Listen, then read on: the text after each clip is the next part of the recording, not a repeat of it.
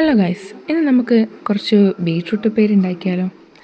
എനിക്കറിയാം ഇതെല്ലാവർക്കും അറിയുന്ന കാര്യമാണ്, പക്ഷെ എന്നാലും ഇതിവിടെ കിടക്കട്ടെ. അപ്പോൾ അതിനു വേണ്ടി ഞാൻ ഇതുപോലെ കുറച്ച് വലിയ 2 ബീട്രൂട്ട് എടുത്തിട്ടുണ്ട്. ബീട്രൂട്ട് തോല് പൊളിച്ചാൽ ഇതുപോലെ കയ്യിൽ കറിയാവും. ഓക്കെ, എന്നാലും കുഴപ്പമില്ല. നമുക്കിതുപോലൊരു ഗ്രേറ്റർ എടുത്തിട്ട് ഒന്ന് ഗ്രേറ്റ് ചെയ്തെടുക്കാം. പുറത്ത് നല്ല മഴയാണ്, അപ്പോൾ ചോറിൻ്റെ കൂടെ ചൂടുള്ള എന്തെങ്കിലും കൂട്ടി കഴിക്കണം തോന്നി ഉണ്ടാക്കിയതാണ് കേട്ടോ ഇത്. എനിക്ക് ഭയങ്കര ഇഷ്ടമാണ് ഈ ബീട്രൂട്ട് ഉപ്പേരി. അപ്പോൾ നമുക്കിത് ഇതുപോലെ കുറച്ച് വലുതാക്കി നല്ലോണം ഗ്രേറ്റ് ചെയ്തെടുക്കാം. ഗ്രേറ്റ് ചെയ്ത ബീട്രൂട്ട് എല്ലാം കൂടി നമുക്ക് ഉപ്പേരിയാക്കാനുള്ള പരിപാടിയിലേക്ക് നോക്കാം.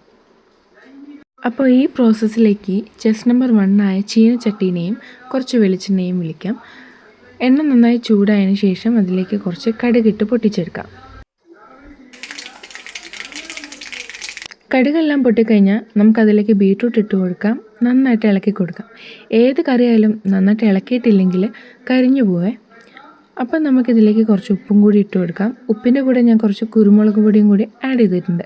നിങ്ങൾക്ക് വേണമെങ്കിൽ പച്ചമുളക് ആഡ് ചെയ്ത് കൊടുക്കാം. എല്ലാം കഴിഞ്ഞതിന് ശേഷം കുറച്ച് തേങ്ങ ഇട്ട് കൊടുക്കാം. നിങ്ങളുടെ ഇഷ്ടത്തിനുള്ള അളവിനനുസരിച്ച് ഇട്ടാൽ മതി. ഇനി ഇത് കുറച്ച് നേരം നല്ല രീതിയിൽ ഇളക്കി ഒന്ന് വാടാൻ വേണ്ടി വെക്കണം. അങ്ങനെ വാടിക്കഴിഞ്ഞാൽ നമ്മളുടെ ഉപ്പേരി റെഡിയാണ് കേട്ടോ. ഞാനിത് ടേസ്റ്റ് നോക്കി, ഒന്നും പറയാനില്ല, അടിപൊളിയാണ്. ഇനി നിങ്ങളൊന്ന് ട്രൈ ചെയ്ത് നോക്ക്.